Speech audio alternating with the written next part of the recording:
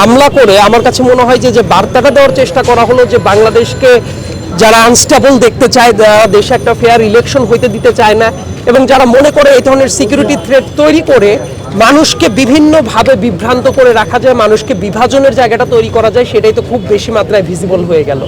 কারণ কিছু জায়গা থাকা উচিত যে রাজনীতির ঊর্ধ্বে এক একজনের এক একটা মতপথ থাকতে পারে, কিন্তু ওসমান হাদির পর যে নৃশংস কায়দায় আক্রমণ করা হয়েছে এটা তো আসলে কোনো ভাষায় প্রকাশ করার মতো না। এবং আমার কাছে মনে হয় যে এটা কোনো অবস্থাতেই বরদাস্ত করা উচিত নয়। একদম সুস্থ সবল একজন মানুষ তার মতো করে এগিয়ে যাচ্ছিল, এবং তার উপরে এই ধরনের আক্রমণ আমার কাছে মনে হয় এটা ব্যক্তি হাদির উপরে যতটা না আক্রমণ, তার চেয়ে বেশি অন্য সবাইকে একটা মেসেজ দেওয়ার চেষ্টা করা যে বাংলাদেশকে আনস্টেবল করার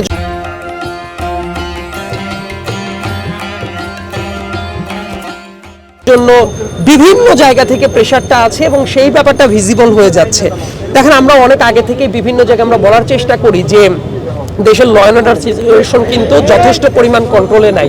এমন অনেক সিনারিও তৈরি হইতে পারে যে ব্যাপারগুলো শুধু ইলেকশনের জন্য না, মানুষের নর্মাল জীবনযাপনের জন্য অনেকটা পটেনশিয়াল থ্রেট তৈরি হইতে পারে, এবং সেই ব্যাপারটা কিন্তু একদম ভিজিবল।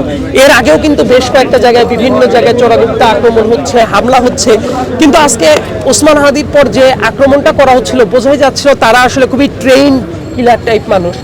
যে ওসমান হাদি তো রিক্সা নিয়ে যাচ্ছিল, যে ভিডিও ফুটেজটা দেখা যাচ্ছে, এবং বাইক নিয়ে যখন যাচ্ছে তারাও রানিং অবস্থায় আছে।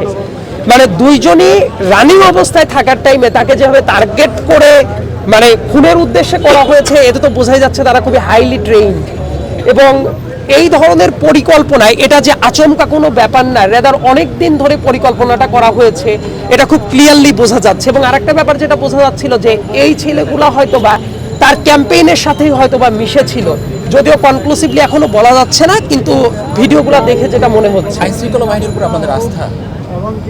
আমি আইন শৃঙ্খলা বাহিনীর উপরে অনেক আগে থেকেই বলছি যে অনেক কিছু আইওয়াসের মতো অবস্থা দেখানো হচ্ছে, কিন্তু সত্যিকার অর্থে আইন শৃঙ্খলা পরিস্থিতি খুব একটা ভালো না। এবং আমি যেটা দেখতেছি, কোনো একটা জায়গায় ধরেন যে কোনো দুর্ঘটনা ঘটছে বা কোনো অকারেন্স ঘটছে, সেটার পরে গভর্নমেন্টের রিয়াকশনটা কি সেটার পরই তো নির্ভর করে যে দেশের ল অ্যান্ড অর্ডার সিচুয়েশন কেমন আছে। কিন্তু মনে হচ্ছে সব জায়গাতে যে ল অ্যান্ড অর্ডার সিচুয়েশন কেমন আছে, সরকারের যে জায়গায় প্রোঅ্যাক্টিভ রোল প্লে করার দরকার ছিল, সরকার অনেক জায়গায় রিঅ্যাক্টিভ রোলটা প্লে করছে, এবং ইন দ্য মিন টাইম যা দুর্ঘটনা ঘটার দেখেন ঘটে যাচ্ছে। শুধু তো এক ওসমান হাদির ওপর দিয়ে যে ঘটনাটা ঘটলো, এটা তো অন্য আরো যে কারো উপর দিয়েই ঘটতে পারে।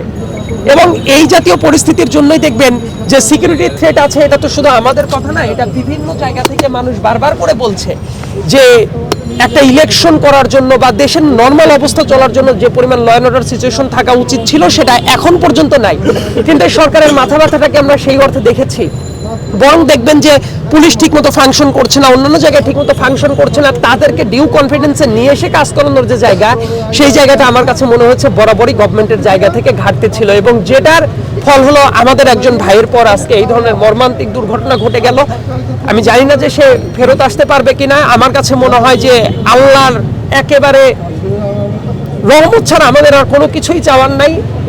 এবং তার যে অবস্থা দেখলাম, আমরা আসলে সবাই খুবই শঙ্কিত যে সে আর আসলে নর্মাল লাইফে ব্যাক করতে পারবে কিনা, কিংবা বেঁচে ফিরে আসতে পারবে কিনা। অনেক কথাই বলা যায়, কিন্তু আমরা এখন যেটা চাই যে আমাদের ভাই আমাদের ভেতরে ফেরত আসুক, সবাই মিলে আমরা বাংলাদেশে কোএক্সিস্ট করি, এটাই আমাদের একমাত্র প্রার্থনা হওয়া উচিত।